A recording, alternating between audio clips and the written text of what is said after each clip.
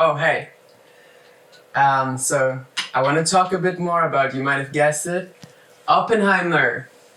I talked already a little bit about Oppenheimer in my Instagram stories, but it's very shitty quality because I need a new phone, and I might post it in the end of the video here, but I want to talk about it some more actually, and I might repeat a little bit of what I was saying and in the Instagram stories, you know.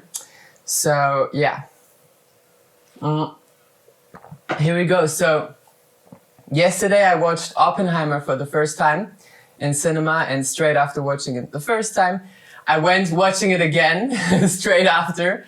So and I still feel the movie could and should be longer than it actually is, and I think it's 180 something minutes, so 3 hours basically.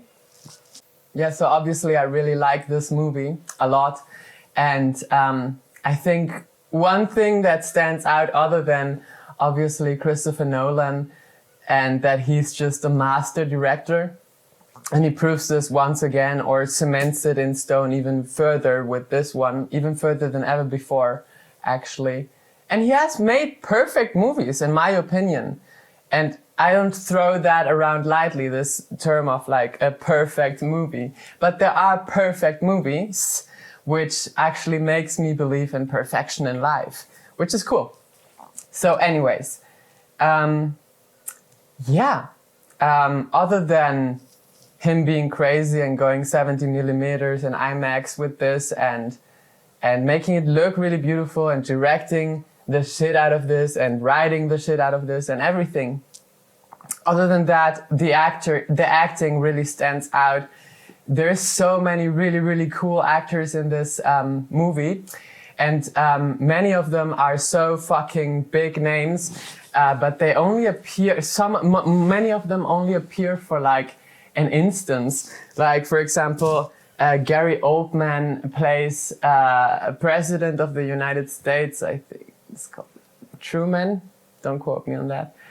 I'm not sure, but his performance is maybe like, it's only one scene where he appears. Casey Affleck appears in a couple of scenes, but not too many and not for too long. And there's others, other appearances like these. Matthias Schweighöfer plays Heisenberg. I don't remember the name right now, but he's really cool actually. And he actually knows a lot about physics. The guy from this Nickelodeon show, Drake and Josh. Sorry, but Josh Hartnett is also inside, and Rami Malek has a really tiny appearance. There's so many. I'm gonna forget about a lot of them. There's Amy Adams. She stands out a lot. Even though I'm gonna talk a little bit actually about the role of woman in this movie, which I think is a little bit a topic that should be discussed to some degree. I mean, it's still a perfect movie, yes, and I think it's a accurate representation of what things really might have been like back then, and to be honest, it's a complete boys club. So Oppenheimer opens on the same day as Barbie, and they get thrown together in the same pot a lot, and it's maybe because thematically both movies actually deal with the concept of toxic masculinity and this kind of patriarchy and boy club thing, you know, that's really, really present in Oppenheimer. So in Oppenheimer, mostly it's about Oppenheimer, the protagonist, and his gang of scientists that he gathers around him. He actually builds a town, and I think it's just knowledge that's really useful to just know, you know, in general. So anyways, it's a good history lesson to watch Oppenheimer. It's pretty accurate. It's Christopher Nolan, so of course it's pretty accurate. And I'm just saying it should be longer because this topic is actually, wow. He could actually make a second part, unchronologically, like interwoven. And I wouldn't mind, I would watch that. I would watch a third part too. Because there's other crazy stuff that went on in Oppenheimer's life. Actually, it could be chronologically, because after the events of the movie, like the whole feud between Strauss, played by Robert Downey Jr., by the way, really cool.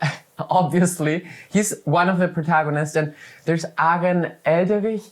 I don't know if I'm pronouncing this right. The guy who played Han Solo, he's so cool also, obviously, like in it's Hail Caesar. There's so many. And they're all on their top game. All of them. Okay, so I think one thing worth mentioning here is that this movie, in my opinion, is a movie about psychopaths and people who have a big difficulty understanding human emotions. It could be very possible, in my opinion, that this is actually a really real thing in the scientific community. I mean, watching The Big Bang Theory, that's like the running gag, right? That they don't understand emotions as well as other people, the scientists, the geeks, you know. And I think the movie really stresses that point. And what my personal opinion, and I think I always, sometimes, and in this case, I might very well have a very alternate take on movies. Like, for example, in Joker, I also have a very, very alternate take. It's a theory that I have not heard from anybody else, and I might also make another video on Joker. But anyways, back to Oppenheimer. Einstein is in there too. Einstein and Oppenheimer, actually, like, if there was a part 2, that they could really go into their story, because their story really interconnects a lot more in the future after the events of the movie. Oppenheimer starts teaching, and he, the real guy, not the guy in the movie, the same people, right? But he's Cillian Murphy is portraying, grand performance, by the way, but portraying Oppenheimer, obviously. Damn it, Robert Oppenheimer, right? The real guy, Robert Oppenheimer, who really existed, started after the events of what happened in the movie, which really actually happened in his real life, most of it really accurately. He started teaching in a university on the same campus as Einstein. Now, another thing that is really accurate is like the connections he had in his life, the people he met. I think it's all really true, you know, the Heisenberg thing for a little bit. And what I think is really interesting about this scene is that Heisenberg is like a Nazi. He definitely is a Nazi. And he kind of likes to, after the Third Reich, take a little bit of distance from this. And he maybe always might have been distant, but like, he clearly was a Nazi during this time. And I think, for example, it's important sometimes history gets rewritten. It happens. This movie may even, to some degree, might be a mild example of this, or maybe not that mild even. But the point is, the scene is interesting where he's talking to Oppenheimer, because he's saying like, Matthias Schweighöfer is saying like, and the casting is great, by the way. They all really kind of look like the people they're playing. I watched pictures of the real people, right? I looked them up. Casting and makeup and costume and everything, right? Detailed movies. Oh, I love it. So anyways, the woman that Oppenheimer associated himself with in the movie, they're played by Florence Pugh and Amy Adams, and I hope, and because, I mean, they're both rather really unrecognizable, which is cool. It's just like one thing. So all the scientists are boys, I said that, and it's probably how it really was. There's one girl that I noticed, girl scientist, there's a little remark about, are you not afraid of working on the atom bomb because the radiation might fuck up your reproduction system? And she goes like, I think your reproductive system is more exposed than mine, so I'm not gonna fucking quit my job, motherfucker.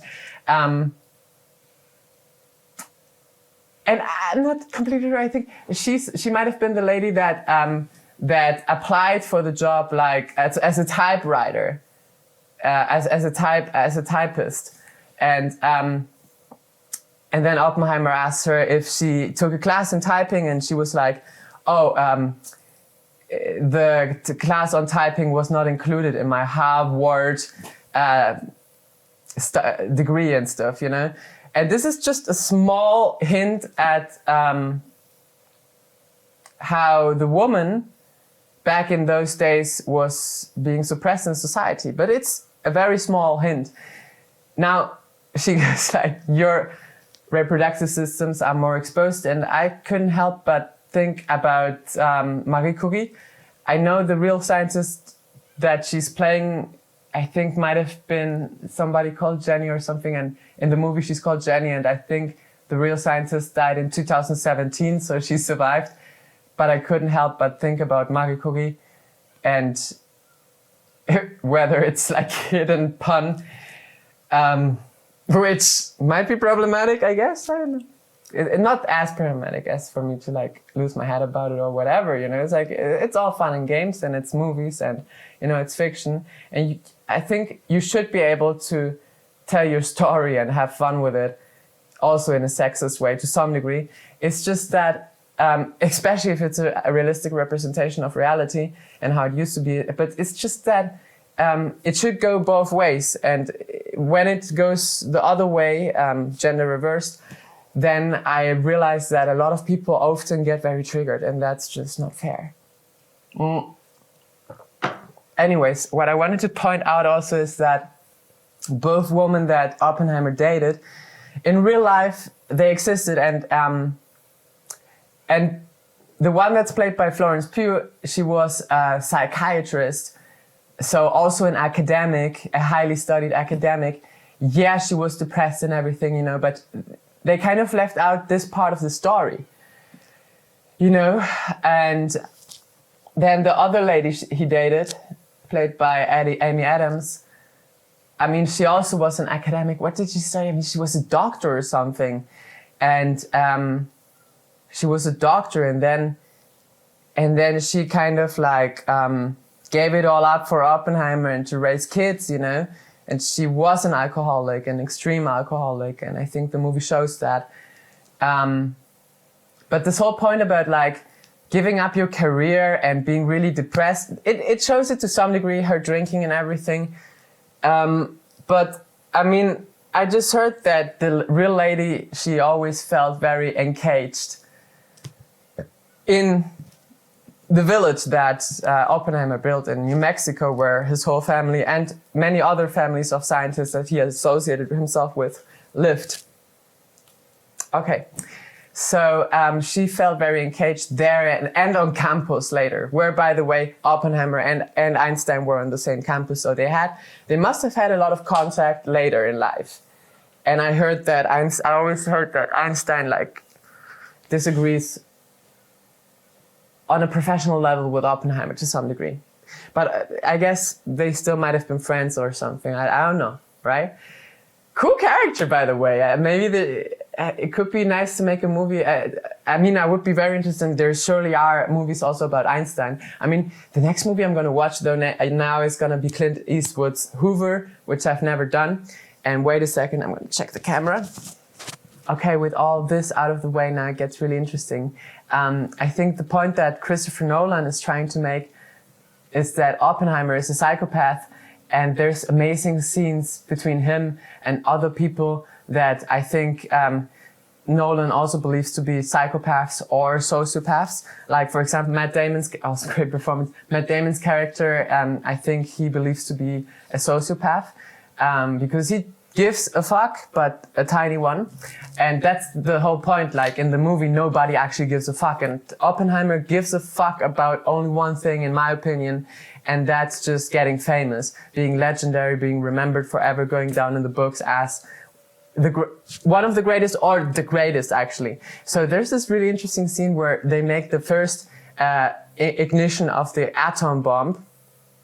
And in Nolan's opinion, I think this is what Oppenheimer cares, in this movie at least, the only thing he cares about. And he would go over so many dead bodies, as he did, 250,000, just to like reach that goal. He doesn't give a fuck. Like, he can be good, he can be evil. He just wants to go down in history. He wants to be the greatest. And I think there's the scene where, after the first ignition, this performance by Cillian Murphy, he has tears in his eyes, but I started thinking, what if the tears are because like there was this talk also with Einstein and stuff about what if we ignite the atom bomb and it's like a chain reaction that ignites all the fucking atmosphere, then only the cockroaches would survive, right? And I think that's a really real possibility, and every time they do that shit, it might actually happen, especially if it starts hitting the oceans and stuff, right? Imagine a hydrogen bomb in an ocean and then it's just a chain reaction and stuff. And then there was like this discussions about that, and I think Oppenheimer was like, well, we'll soon find out about it. And then I thought, well, isn't it a high risk? Because if he destroys the whole world, then he won't be remembered as a legend anymore. And then I thought, wait a second. But if he does that, then it was him who did that. And maybe he's fine with that. That's sick, right? Because afterwards he has this sick look on his face, and he's like congratulated by all the people, and he's just like, yes, good, great, I get to keep working. I guess my work is not done yet, right? But maybe even a bit disappointed. Oh my God, very creepy. Another really, really creepy scene where I was sitting in my cinema seat like this was like him and Cassie Affleck, all the Cassie Afflecks and him. Really real people that really existed and really did the stuff that they're talking about in the movie. They really did that. And they really said that. Like, oh, we're gonna do that Russian style. So creepy. And to think about the fact that all these people, these creepy people, they were really leading us and establishing the rules that we still live by today to a big degree. All these men. Which makes me think, considering also the day it dropped the movie, maybe it would be a cool idea if, like, just for a little while at least, and just out of like reconciliation with the past, we just went with like, oh, let's just get only female politicians for just like a decade or something to like balance it out, and then it can be both genders again. Interesting idea, right? Politicians, at least, only them.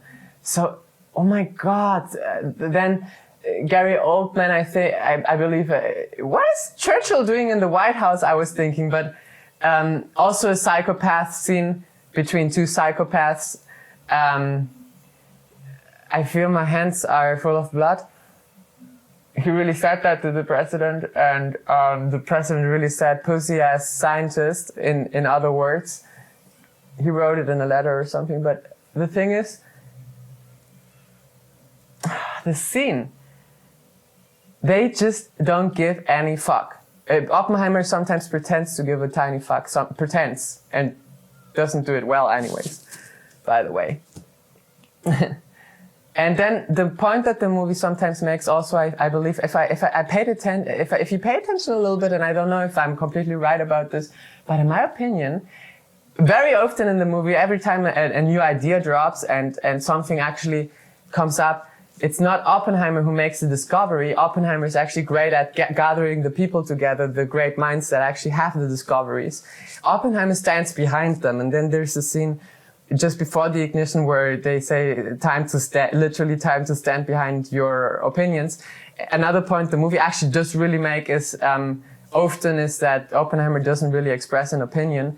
He doesn't, and the people around him are wondering, what is your opinion actually? They do address his affiliations with the Communist Party, which he really also had in real life, and I think that's like expressing an opinion to some degree, but he was in so much scrutiny because of that. Also, especially because in America they were going crazy around this era about communists, and oh God, this Carter guy, right? So if they make a part 2, it could be with Hoover, with Carter, and some parts of the movie are in the Carter era anyways. Really interesting, actually. The Americans, they really know how to keep it entertaining, that's for sure, with their history. But they're assholes. Just like the Germans, we have that in common a lot. about our history, right? And we're still being, or there's still a lot of really fucked up shit. Because it's the foundations it's built on, right? So cool that they make this movie. It's a history lesson. It's really good that people are talking about it again. I'm talking about it now again also. Because of Nolan. So thanks again, Nolan. Thanks also because I think, once again, thanks because I think you saved fucking cinema back from Corona, back with Tenet. That was amazing, and it was a very emotional experience and moment for me because I work in the cinemas. I do a lot of statistics and stuff for movie studios, and I also have to count audience numbers and stuff. And for months, even more people were allowed in cinemas. There were only like 3 or 4 people. And after Tenet, and with Tenet, like the people came back filling the seats again that were allowed to be filled. Thanks, Nolan. Thanks for everything, man. I was too young to go into the cinema for The Dark Knight and sneaked in anyways, of course, motherfuckers. And I watched it, and since that moment, I'm just big fan. And Batman Begins, I watched before that also, and I loved it, obviously. But The Dark Knight, it was perfect. Pacing. Whew. Let's talk about Oppenheimer. So the moments of genius in the movie for Oppenheimer, I think, to some degree, are his hallucinations, which in real life he would really have. The guy, he would not, you couldn't talk to him for 3 or 4 days. He would lock himself in his room and just study physics theories. And he had a hero, which was Bohr, Kenneth Branagh, the director of Death on Nile, Inspector Poirot, Hercule. Well, also, okay, there's this also cool scene where he meets his hero, Bohr, and in real life he would always teach at a university about quantum mechanics, which in the movie portrays it really well, how America's standpoint on quantum mechanics was in this era, and Einstein also was against it for some reason. To some degree, I guess. But anyways, I don't know about all this stuff, right? I have no idea. Let's talk about the movie. In the movie, and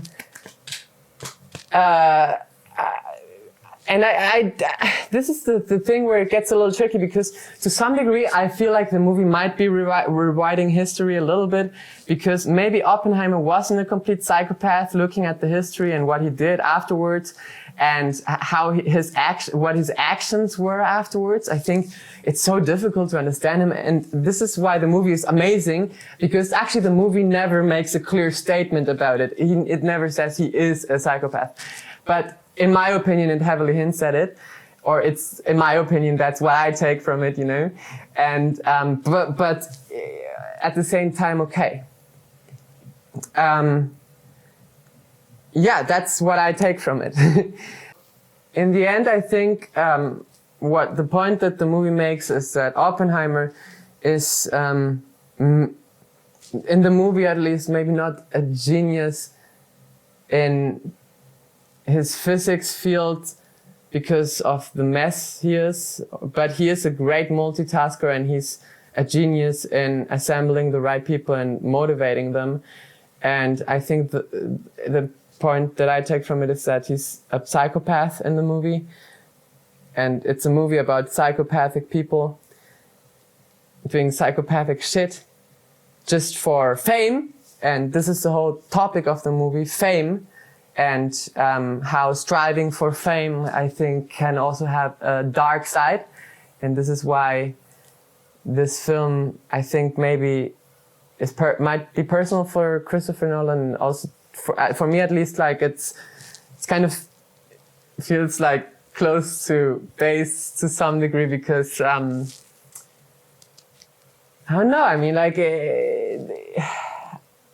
Oppenheimer believed maybe in this movie that the only thing that fucking mattered was leaving his mark becoming legendary. And to some degree, I get it, man. But there's limits, and he has no limits. This guy has no limits. He doesn't give a fuck killing 250 million people in 3 days. You know how fucked up that is? And yeah, later, the movie makes a really cool point, actually, and this is also nice to go into now, because Robert Downey Jr.'s character Strauss, he actually really also did the same thing in real life, and it really happened like this. This was so crazy, and I was watching the movie 2 times. I was like, this can't be, come on. That he erected this committee. By the way, spoilers! Anyways, that he erected this committee, and it was all like booked and shit. And then later in the movie he said, and it's really happened like this, he hated him so much. He's such a petty person, apparently, this Iron Man, Strauss. But, so, like, but anyways, he later says that Oppenheimer should be thanking me because I gave him exactly what he wanted. He to be a martyr, a martyr. And earlier in the movie he says, we cannot give him a platform. So he understands from early on that this is how he fucks with him, that this is what he wants. Now maybe Oppenheimer actually won the fight.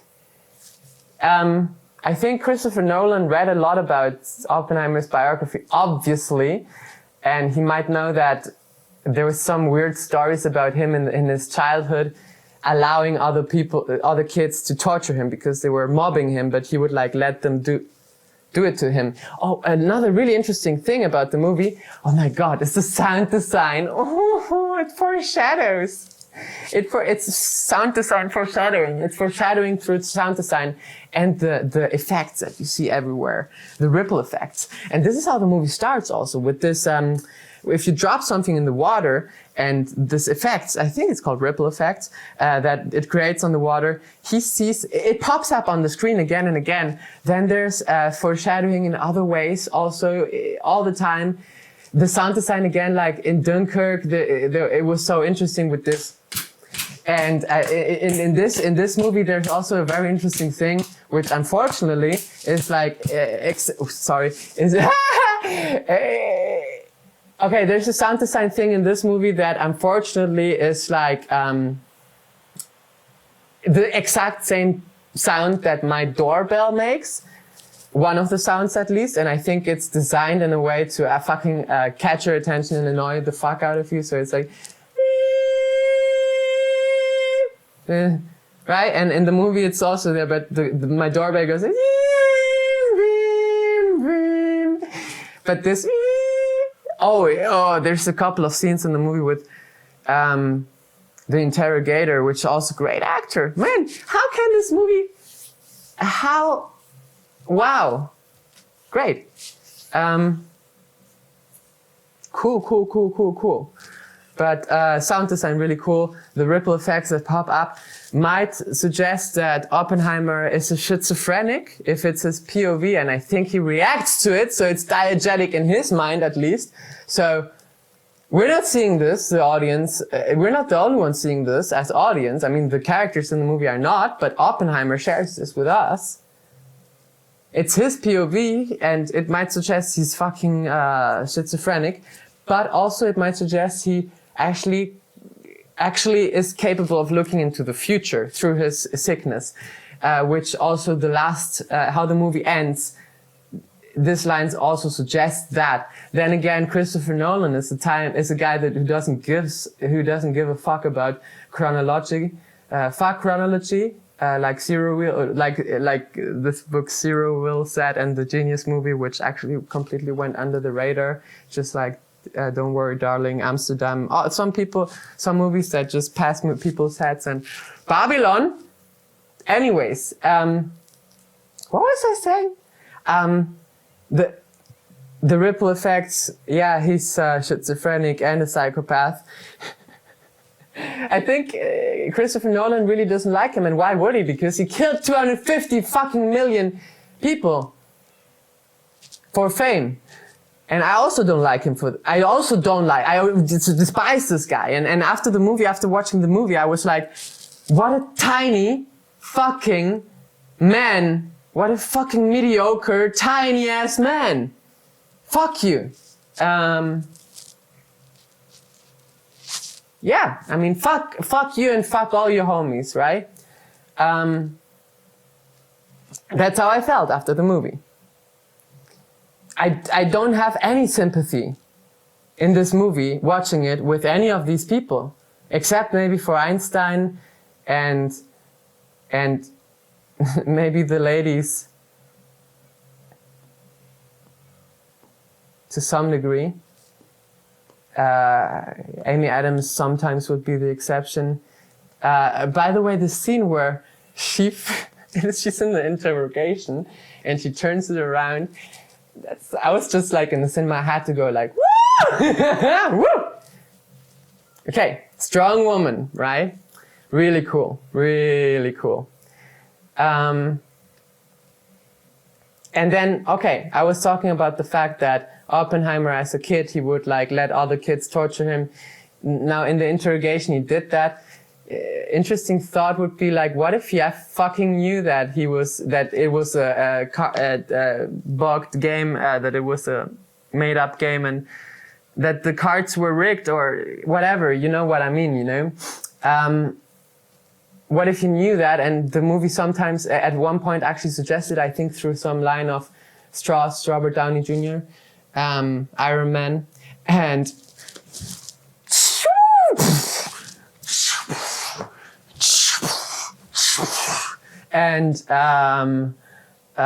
I want to see him be Iron Man again. Come on, nobody else can be Iron Man. And I want Iron Man in the MCU back. Secret Invasion was so fucking good, by the way, or? There's so much Lee Strasberg in there, I feel. Ooh, very nice, very nice. And the editing and... Oh. Okay, there's so many nice things coming out right now. I don't know, maybe I talk more often about movies because it's really fun. I do it anyways, and why not record it and share it? I hate that my camera with more does people. that, actually. Sometimes after 20 minutes it just stops the recording. Very annoying. I don't know how much I lost, but I talked a lot about the role of the woman in movies and female gaze in cinema, and then I was talking about the trans female gaze in cinema, which I made a masterclass for one time for this festival called Fürtewelle Film Festival. And there I defined, because actually Jill Soloway did the same thing in the masterclass defining the word female gaze in cinema. Now what I think is a little bit problematic is that male gaze in cinema was defined in, well, I'm not sure, I think 70s or 80s or something, but it's kind of it has a negative connotation, and the female gaze in cinema, I think it has a very positive connotation. The definition, it might be problematic anyways. I defined the trans female gaze in cinema in my masterclass for this festival, and I defined the cis gaze in cinema on trans people. I left the male the trans male gaze in cinema open for somebody else who maybe, you know. But yeah, claimed. That's mine. I can re-record maybe this. I can try to recreate the speech and record it here, put it on my channel. If you guys are interested, leave a comment, right? Yeah, and I might talk about movies more often. This is like, Oppenheimer is like the real Suicide Squad, you know, because making a movie about, like, from the perspective of the bad guys, and not the victims, I guess, and having the bad guys win, and yeah, very interesting to focus on that, because after all, well, I do believe in this kind of yin-yang concept where nobody is fully evil and nobody's fully good, even though some people are pretty close to full evil. Like, for example, Hitler and Oppenheimer actually gets real close too. Like, he's up there with him, I guess. Not in terms of ideology and morality, but in terms of scrupulosigkeit, it's like, I don't know in English, it's like to have no limits. To know, like, yeah. So, he killed 250 people, once again, to secure his fame. And I think this is just a fact that shows his character of the real guy. Then again, in his life later, the real guy, this guy is really hard to read though. He actually never really tried to not really express on atomic energy anymore. He was against the H-bomb a lot, which might have been, it was developed by the scientist who's also in this movie, Teller, which might have been just for the fact that he wants all the fame for himself, I don't know. Or maybe he realized that, in the movie it's really cool because when he meets his hero, Bohr, and Bohr actually warns him, and this actually really happened I guess too, says that this is maybe a problematic thing, this bomb. I think at this point something in the movie also, at least in his mind, makes click and he starts having remorse, some kind of it. Or maybe, you know, in the movie actually it's portrayed as he thinks he should be having or showing it. You know? Because, once again, I believe like he's not actually capable of really feeling emotions. So what he sometimes does is like just, he has categorized everything to make sense of it, and maybe this reading this book, like Searching the Lost Time or something, helped him make up his fundament of beliefs, you know, because he was struggling a lot before that in his real life. He was like, you know, really going down under the wheels. Maybe he really was a psychopath. I'm not sure in real life. If Christopher Nolan studied him so much and says he was, maybe I get the point of the movie wrong, right? And Christopher Nolan is like, if you would ever see that and have the mercy to bless me with his attention. No, like, whatever. Look, maybe he would be like, that bitch is stupid, she completely misunderstood my movie.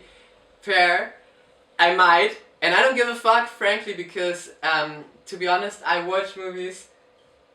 Oh no. It's a little better, the sound now, right?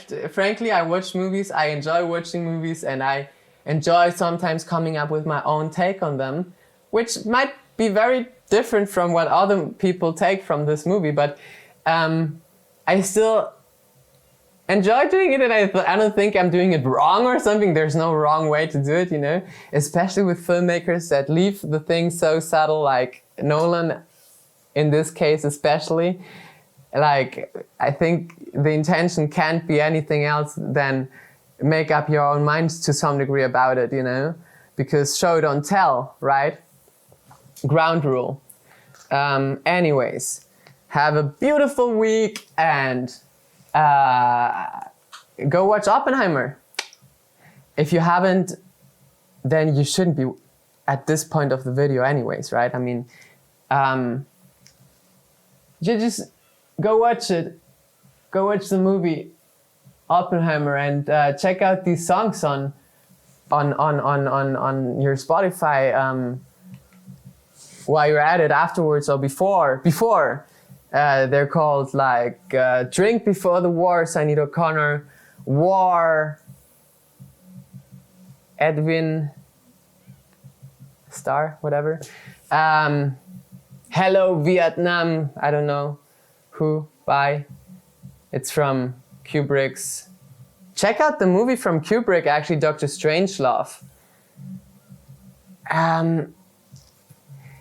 The movie Doctor Strangelove. What? It's kind of connected, actually. They're connected, so it's a good movie to also check out. Check out, and then add to the mixtape maybe like how about, what was it, like this Buffalo Springfield, what it's worth. You can put Sympathy for the Devil there from Rolling Stones. Maybe the mixtape should open with this song. And we said War. I said War already, right? What else, man? Must be other cool songs. I said Drink Before the War, Sinead O'Connor. Oh my God, rip, rest in peace. I can't believe it. I can't believe it. And add like, oh please, add Buffy Sainte-Marie's Universal Soldier. Want to see her live. And there's Pink Floyd songs, a lot of them. Okay. Bye. Have fun.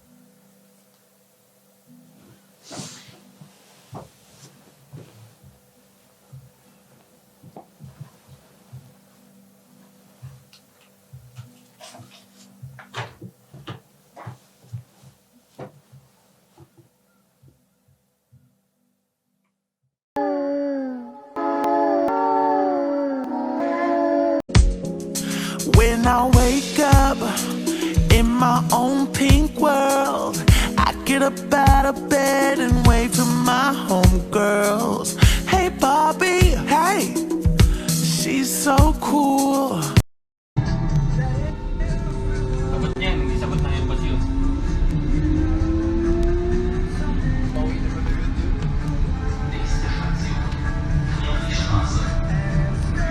I think this is what Infinity War is based on. And I just watched Oppenheimer 2 times, and then I watched Barbie again for the 2nd time. I'm going to talk about it in a bit.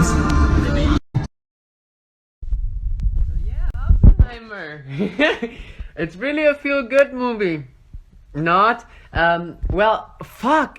First of all, it's amazing. It's Nolan, so... Oppenheimer is a psychopath. And he cannot really understand people's emotions and stuff. Then another thing, which is really interesting, is that the only thing he cares about, by the way, spoiler, the only fucking thing he cares about is fame. And I think this is a pretty genius point to make, because you just should utilize better. And then again, I think, which is very interesting, is that maybe the movie actually doesn't even like portray Oppenheimer as a genius. If you really pay attention, actually, I was thinking, like, if I get like $1 billion, I could fuck up the planet. I could wreak some damage. Come on. I could think of some ideas. I am not gonna give examples now, but like, I could think of stuff, you know? So, Oppenheimer, oh, fuck, it's really, I think the point that he's trying to make here is that all the striving for fame and for being legendary and being remembered can also be very, very toxic. What I believe is very interesting is that the movie Barbie and Oppenheimer, just because they came out on the same day, are always put in the same box. And I thought maybe that's not justified, but there are some similarities, and I think it's both movies are about the man in the man's world, and oh god, the man in it shows what men are capable of the power of destruction, this atom bomb building is such a man's club if you really if you pay attention to Oppenheimer. And I think this is an authentic recreation. With Marie Curie here, it's just my personal the real scientist died in 2017, but she's the only female scientist, as far as I remember, in this very, very much boys club kind of, right? So yeah, scientist, it's very accurate, right? This is really how it used to be. And Barbie, on the other hand, I think is saying goodbye with a big bang and a big celebration and songs and musicals and everything to this concept of men. I think the movies are kind of connected, to be honest, to some degree. Okay, I love both movies, and yeah, I think Oppenheimer, very interesting to talk about this and to watch it a few times. I think he's a despicable man. Obviously, I think he's a psychopath that doesn't really know any boundaries or limits. He has no limits in reaching his goal, which he did. And I think his goal in the movie, at least, was getting famous. And now Nolan is making the point very subtly, though, which is how it's supposed to be done anyways, right? All the actors are so amazing. All the actors in all the movies. Barbie, by the way, I'm so sorry I'm throwing both movies in the mix. I used to say don't do that, but now I'm doing it myself. Resistance equals persistence, you know. But anyways, Barbie is so overacted. It's so nice, actually. By Ryan Gosling, the guy who underacts, you know, Drive and stuff, is overacting completely. But I would really love a role like that. And I was saying about Oppenheimer that maybe Nolan doesn't even think that he was a genius, because every time that, well, one time, for example, I noticed that sometimes when Oppenheimer is like, he just takes ideas from other people in the movie, at least, and stands behind them, right? And he is actually good at getting the team together. He knows what his goal is, and his goal is just going down in history. But in the movie, at least, he doesn't actually come up with these theories himself. It's his colleagues that do. And his genius moments are like hallucination moments where he's like lying in his bed, like seeing the future, you know, like, oh, you know. So yeah, I highly assume that Oppenheimer, the real Oppenheimer, knew what he was doing, and I don't even say that the movie is trying to make this point, not necessarily, not fully, halfway maybe, but what I felt after watching the movie, how I felt about the Oppenheimer character, and I don't know too much about the real person, is that he is not a genius. He's a genius opportunist and populist. He's very, very populistic, and he just goes over dead bodies to get what he wants, which is fame. That's ultimately what he really wants. He sees going down in history, and I get it, bro. As the only thing that makes fucking sense in life. But you know, like killing 200,000 people, maybe he is an opportunity. And you know, this whole theory about like if you light the atom bomb one time, it might be the last time, because it might be a chain reaction that ignites all of the fucking atmosphere, which actually I think might happen. Like from a chemical standpoint, I think he was cool with the fact of blowing up the world if it would have happened. He was actually kind of crying after. Yeah, I think Oppenheimer had tears in his eyes after this experiment. And by the way, he looks so fucking creepy after he gets congratulated for the first atom bomb successful launch, you know. Whoa, the look in his eyes. This acting. I think, I'm not sure. That's my opinion, yeah? It's called alternative takes by Christina Macke, but my alternate take is that he was actually kind of upset in this moment because he had to keep working on establishing that he's like the greatest. He's a megalomaniac at this point, I thought. At this moment, I felt like this. Maybe not, but to be honest, yeah. So he... And by the way, the movie is full of megalomaniac psychopaths and sociopaths, full of them, full of men that are like this, and this one lady, maybe, but yeah, fuck, okay, nobody fucking gives a fuck, nobody gives a fuck. They pretend to give a fuck sometimes, but this movie is full of it. And then Gary Oldman, this little performer, I think he's called Truman, I'm not sure. Sorry guys, sorry Americans. Not everybody has to know all your presidents, but Roosevelt. Whoa, psychopaths! He doesn't give a fuck! Nobody gives a fuck! And women should be leaders, for a while at least. Come on, Barbie.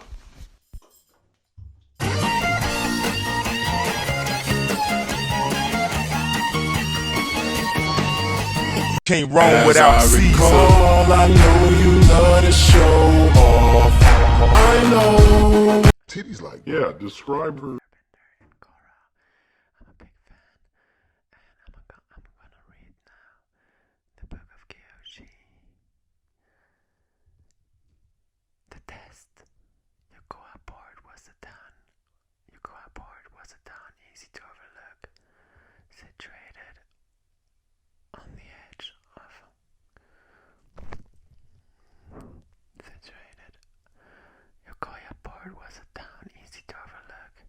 Situated on the edge of Whaledale Strait, it could have been a major restocking point for ships leaving one of the many harbors that supplied Omashu. But the strong, reliable, prevailing winds made it too easy and cost-efficient effective for southbound merchants to cruise right past it and reach Shimson Big Island in a straight shot. Shansu wondered if the locals knew or cared that ships laden with riches sailed tantalizingly close by where they were stuck elbow deep in the cavity of another elephant koi. Only a quirk of fate and weather kept piles of gold, spices, and precious books and scrolls from landing on their doorsteps. Instead, their lot was fish guts, a wealth of moss and kilts. The landward side was even less promising. The soil of the peninsula grew thin and rocky as it extended farther into the sea, yet it had disturbed Jiangsu to see crop fields so meager and balding as he rode through the countryside into town for the first time. The farmland lacked the wild volcanic abundance of the Makapu Valley, or the carefully ordered productivity of Pasing Say's outer ring, where growth bent to the exacting will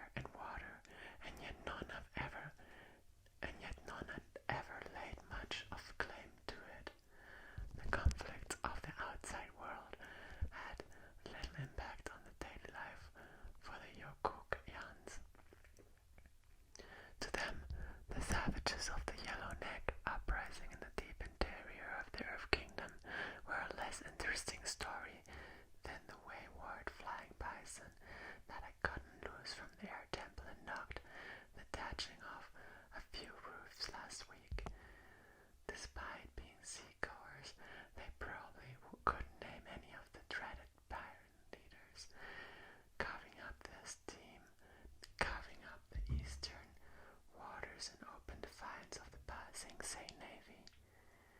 All in all, Yokoya port might as well not have been on the map, which meant for Shichatsu and Kelsang, desperate sacrilegious little experiment, it was perfect. Jiangsu trotted uphill in the wet, muggy snowfall, his neck prickling from the bundled straw cloak around his shoulders. He passed the wooden pillar that marked the spiritual center of this village without sparing it a glance. There was nothing on the sides or on top of it. It was just a bare log driven upright into the ground of a circular courtyard. It wasn't carved with any decorations, which seemed lazy for a town where nearly every adult had a working knowledge of carpentry. There, the post grudgingly said to any nearby spirits, "Hope you're happy." Weathered houses lined the broad, eroded avenue, poking steeply into the air like spear points. His destination was a larger two-story meeting hall at the end. Kelsang had set up shop there yesterday, saying he needed as much floor space as possible for the test. He'd also claimed that the location enjoyed some auspicious wind currents, using the very solemn and holy method of licking his finger and holding it up in the air. Whatever helped. Jiangsu said a quick prayer to the guardian of the divine log as he pulled off his snow boots, laid them on the porch, and tugged through the door curtains. The interior of the hall was surprisingly large, with far corners draped and shadowed